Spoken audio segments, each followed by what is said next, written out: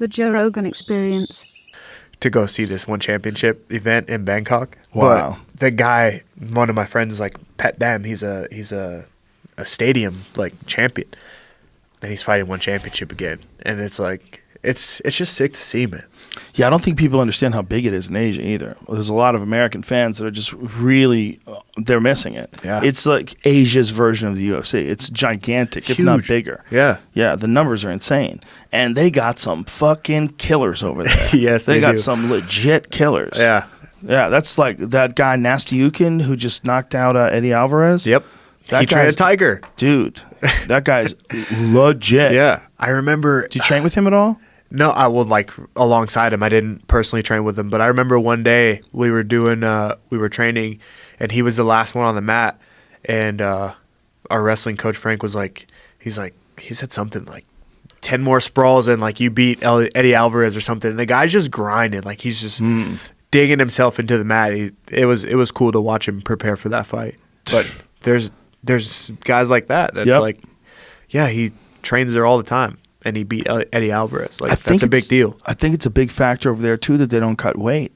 I think that's a big factor. If you're used to being the bigger fighter all the time, and then all of a sudden now you're not. Now no one's cutting any weight. I mean, they have some sort of a system. Ben Askren was explaining it to me. I don't really remember how it works, but there's some sort of a system where they stop you from weight cutting. Yeah, like they check your hydration. They check your hydration levels. Yep, you got to be. It's the right way to do it. Yeah. He's correct. He's smart. It's the right way to do it. We should have done it a long time ago in the UFC.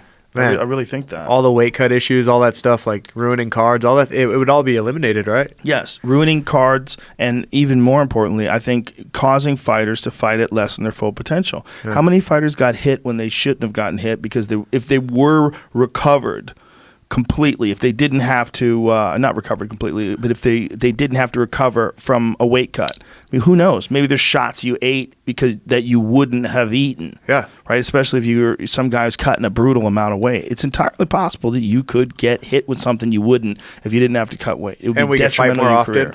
Yeah. Right? We can fight more often. And the training would be a lot better too because we wouldn't, like a lot of fighters spend the last 3 weeks, 4 weeks of their fight or their camp just trying to lose weight. It's a terrible way to approach it. Of learning and building strength and all that stuff that you could do. So I don't know. I think it'd be awesome. The only argument for it is that the guys who are tough enough to do it and cut a shitload of weight have this massive size advantage, and sometimes it allows them to win. And they think they should be able to do it because they're tough enough to cut all that weight. Yeah, I get it. I mean, it's hard to do. You have to be a strong person, but I just don't think it's good for anybody. I don't think it's good for the athletes. I don't think it's good for the sport. I don't think it's good for anybody. It's just an old way. It's just an old thing that people are doing so they don't have to fight the bigger people. You know, it's crazy because I have to answer that question a lot for people who don't. Like, some of my friends are just like, oh, like, they'll hit me up like, hey, I'm like, I can't talk this week. Like, I got to cut weight. Like, it's not a good time. I can't talk. Like, how do you lose 20 pounds in a day, and why do you do that? You know, I'm just like, I don't know how to explain it. It's just because that's what we do.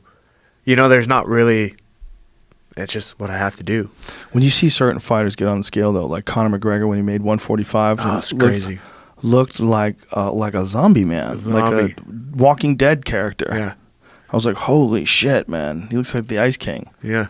What's that? No, the Winter King. Is it, what do you call him? The Night King. The Night King. Yeah, the Night King. He did look like the Night King. But did you see him when he fought Nate? Nate. Yeah, 170 looked great. He looked great, right? Looked great. Yeah. There's a difference. Definitely. Yeah, I mean, there's. Wow. Yeah, look at the difference. That's insane. The Night King. Oh my God. Look, he looks happy right there. He's just like, I just had a burger.